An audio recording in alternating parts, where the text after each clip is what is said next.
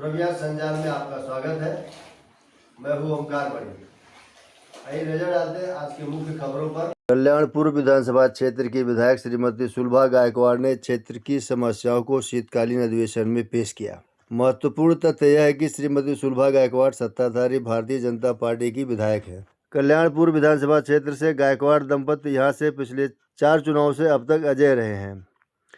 विधानसभा के शीतकालीन अधिवेशन सत्र में श्रीमती सुलभा गायकवाड़ ने सदन में बताया कि 1000 करोड़ रुपए का वित्तीय प्रावधान पिछड़े क्षेत्रों की मदद के लिए किया गया है, लेकिन कल्याणपुर की विधानसभा क्षेत्र में बाढ़ का कारण बनने वाली वाल्धुरी नदी पर पुल बनाने की मांग उन्होंने की है, लेकिन प्रशासनिक स्तर पर अभी भी इस मामले में कोई अनुकूल रुख नहीं दिखाई देता है। अधिवेशन में श्रीमती सुलभा गायकवाड़ ने विधानसभा अध्यक्ष को संबोधित करते हुए कहा कि कल्याणपुर में घनी बस्तियां हैं, चालियों झुपड़पट्टियों की भरमार है, यहाँ जलापूर्ति की व्यवस्था की पाइपलाइनें बहुत पुरानी हैं, कई जगहों से टूट फूट गई है, उनमें से नागरिकों के लिए प्रदूषित जलापूर्ति होती है, इससे नागरिकों को बीमारियों का शिकार बनना पड़ता है। विधायक सुलभा गायकवाड़ ने इस समस्या को सुलझाने के लिए वित्तीय मदद की भी मांग की। आइए देखते हैं विधानसभा के शीतकालीन अधिवेशन में श्रीमती सुलभा गायकवाड़ ने कल्याणपुर की समस्याओं का निराकरण करने के लिए किस तरह से सरकार के संज्ञान में लाने का प्रयास किया है। सुलभा गायकवाड़। धन्यवाद अध्यक्ष महोदय। नगर विकास भाग क्रमांक 114 पान नंबर 73। अध्यक्ष महोदय, महानगरपालिका क्षेत्रात मूलभूत सुख सोयींच्या विकासासाठी आणि वैशिष्ट्यपूर्ण कामांसाठी नगर परिषदांना विशेष अनुदान देण्याकरिता रुपये 1000 कोटी इतक्या निधीची तरतूद करण्याचे ठरवण्यात आले आहे।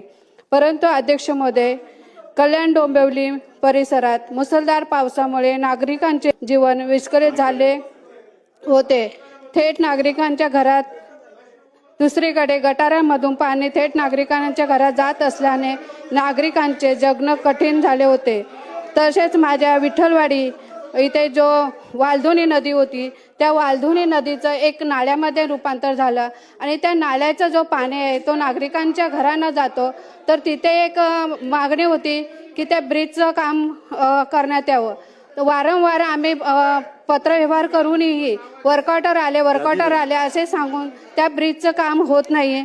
तो ब्रिजचं काम करून लवकरात लवकर लोकांना, त्या नागरिकांना तिथं दिलासा द्यावा ही विनंती करते।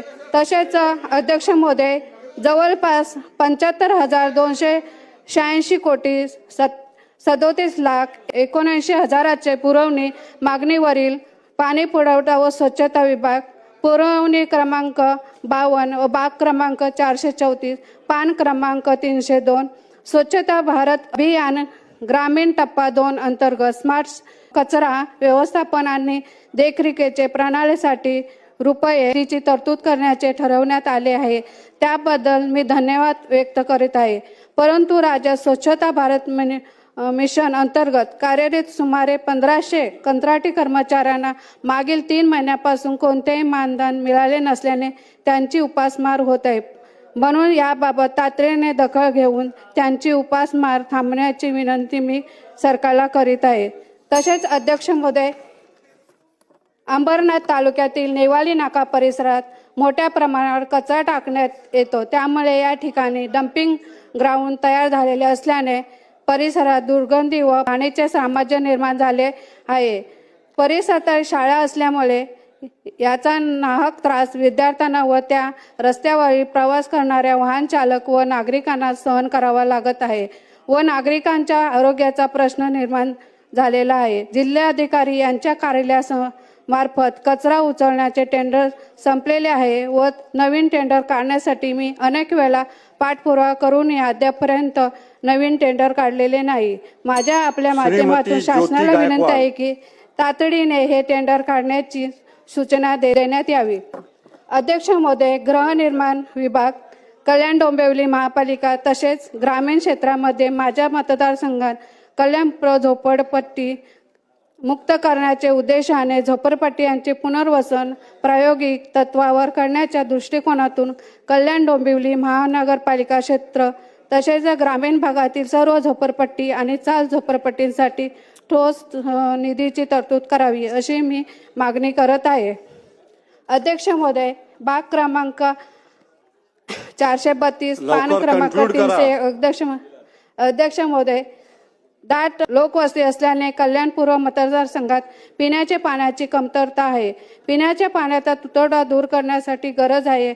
महाराष्ट्र सुवर्ण जयंती नगरोद्यान महाअभियान अंतर्गत कल्याण डोंबिवली महानगरपालिका पाणी पुरवठा सुधारणा योजनेच्या अंतर्गत माझे कल्याणपूर्व मतदारसंघातील शहरी व ग्रामीण भागात पाणी पुरवठा करणारे जलशुद्धीकरण केंद्र कालबाह्य झाल्यामुळे नवीन जलशुद्धीकरण केंद्र प्रस्तावित होणे आवश्यक आहे.